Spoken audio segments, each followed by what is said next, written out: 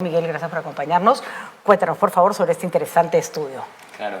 Sí, efectivamente lo que analizamos nosotros fue que en el sistema de salud, como sabemos, hay múltiples brechas y la innovación, como acaba de decir Patricia, como acabas de decir, te puede cubrir o cerrar parte de esas brechas, ¿no? Puede ayudar a tener una mejor salud más rápido y a menores costos. Cuéntanos, ¿cuáles son los datos que han recabado del estudio y por dónde tenemos que empezar? Porque me imagino que si nos cuesta, no sé, tener una cama, tener un balón de oxígeno, tener anestesia en un centro de salud, ya no me quiero imaginar lo que significa traer innovación tecnológica, ¿no? Sí, estamos a la cola de la región, lamentablemente, ¿no? Desde la puerta de entrada. O sea, los registros sanitarios demoran, hay un embalse de, no me acuerdo, 18.000 expedientes, creo, ahorita en Digemit.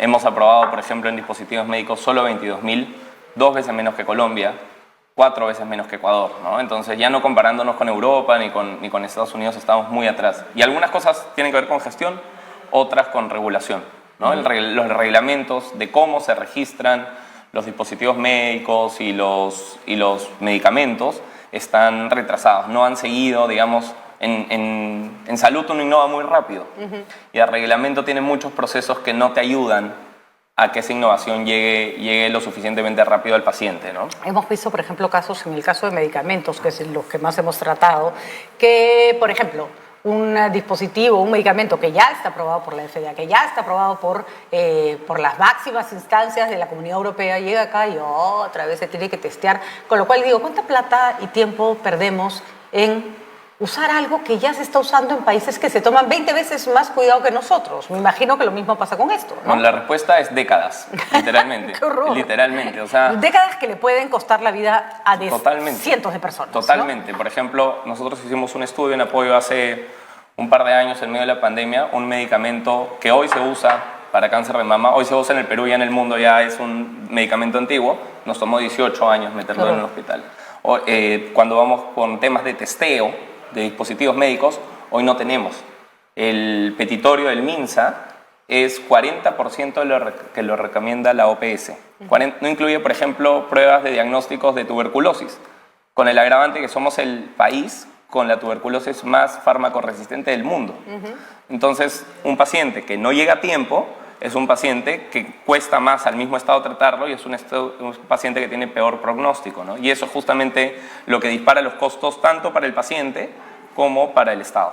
Cuando yo recuerdo conversar con, ahorita no me acuerdo el nombre del doctor, un especialista en temas de tuberculosis, que me decía, tendríamos que tener capacidad para generar placas portátiles, ¿no? Un carro que tenga una máquina de radiografía que no tiene que ser, pues, la de última generación, pero portátil, que te permita llegar a un sitio y sacarle placa a todo el mundo y mirar esos pulmones, ¿no? Ese es el tema, ¿no? Cuando estamos décadas atrasados, hay un espacio grande para... Nadie dice que tenemos que comprar todo lo que hay, todo lo que se ha innovado, pero tenemos un espacio súper grande para innovar en cosas que en el resto del mundo ya se usan, ya han probado ser sumamente efectivas, ¿no? Hoy, otro ejemplo, ¿no? En diabetes, se deja tanto avanzar la diabetes, 40% de los diabéticos hoy no están diagnosticados, que al final del día usamos 68% del presupuesto del FISAL.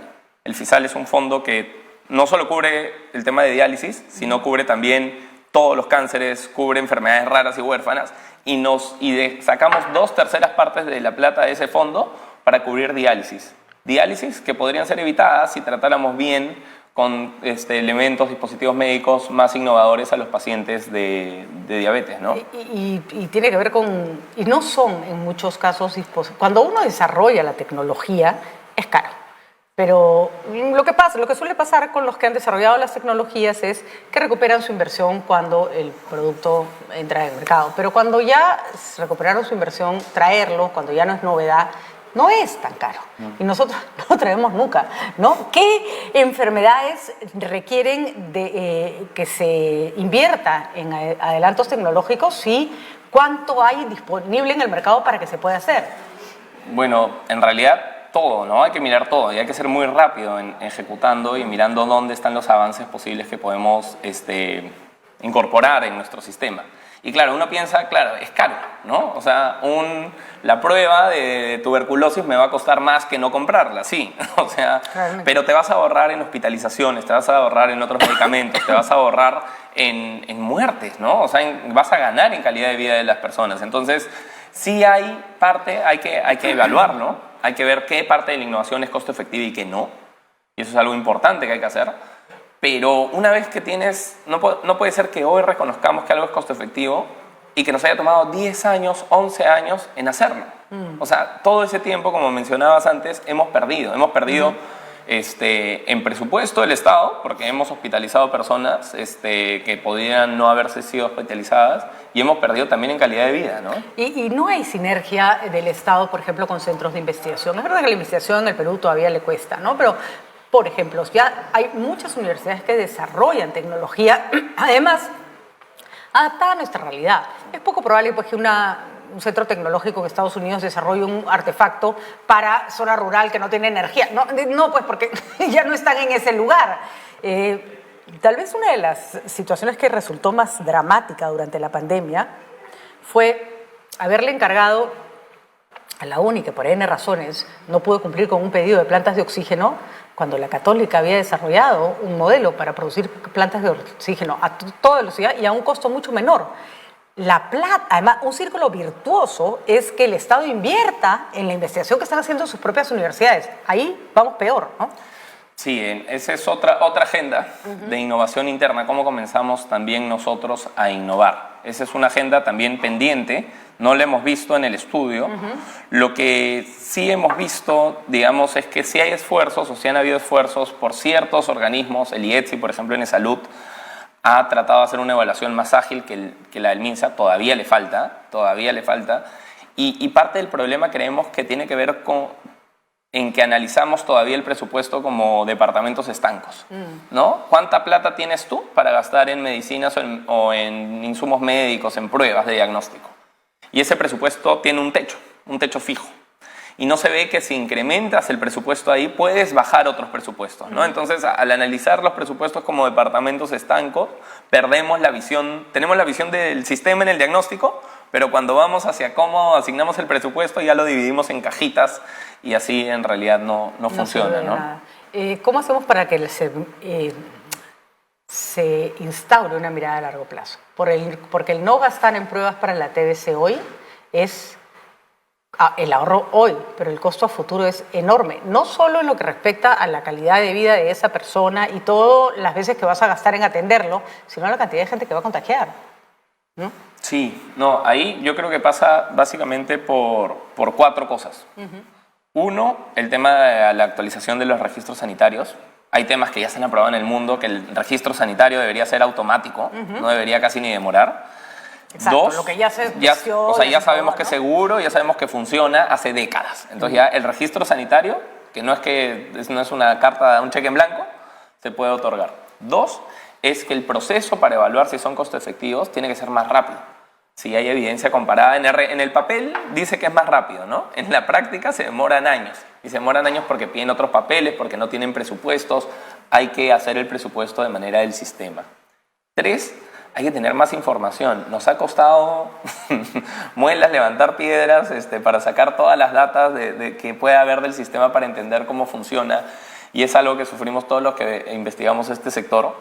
Y es algo que no es justo no solo para evaluar, a los evaluadores mismos les pasa eso dentro del IETS y dentro del MINSA, sino también para el paciente. ¿Cómo puede ser el sector transparente?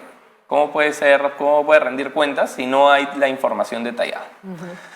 Y por último, tenemos esto que conversaba del presupuesto, ¿no? Tenemos que poder poner el presupuesto, asignarlo de manera para el sistema, para poder mover un poco las variables digamos, incrementar, invertir, ¿no? Es una lógica más quizás de inversión y no de gasto al final del día, ¿no? Que es lo que mencionabas. Invierto hoy en pruebas de diagnóstico que hacen que el paciente llegue antes, que hace que se prevenga la enfermedad muchas veces, ¿no? En diabetes puedes ver que ya estás alto en azúcar y ya te controlas la dieta, y no es un gasto. Entonces hay que pensarlo más así, hay que pensar que son inversiones de largo plazo y hay que pensar que tienen rentabilidad no solo en el paciente y en su productividad, que es importante, sino también en el mismo presupuesto público. Entonces es un win-win por todos lados, ¿no? Esperanzas de que de esta mirada se apodere de nuestros gobernantes. Lo bueno, la buena noticia es que mucho peor no nos puede ir,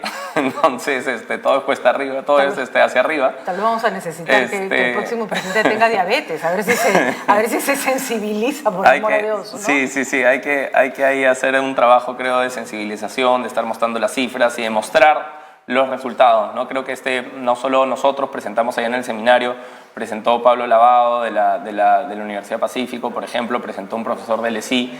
Creo que conforme más personas comencemos a mostrar evidencia de lo importante que es esto en el sistema de salud y para los pacientes, más ruido vamos a hacer y esperamos a más oídos vamos a llegar. Ayer, de hecho, estaba la representante de la Comisión de Salud del Congreso.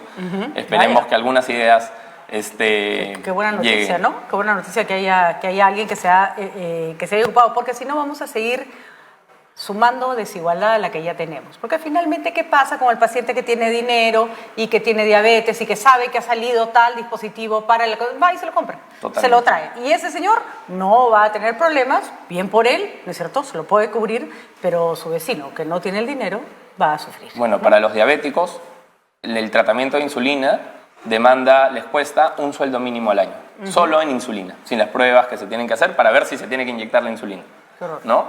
Entonces, sí. Es lo que dices, es sumamente inequitativo. Muy bien, Miguel. Muchísimas gracias por habernos acompañado. Felicitaciones por el estudio. Mientras más cosas sean de este tipo, más diagnósticos tendremos, más evidencia clara y que no se aprueben leyes en el Congreso y se tomen decisiones sobre la base de no sé qué. Porque a veces es interesante preguntar, ¿y usted qué lo motivó? Y la persona ni siquiera sabe por qué tomaron decisiones dentro del Estado. Esto es evidencia, esto permite tomar decisiones más serias.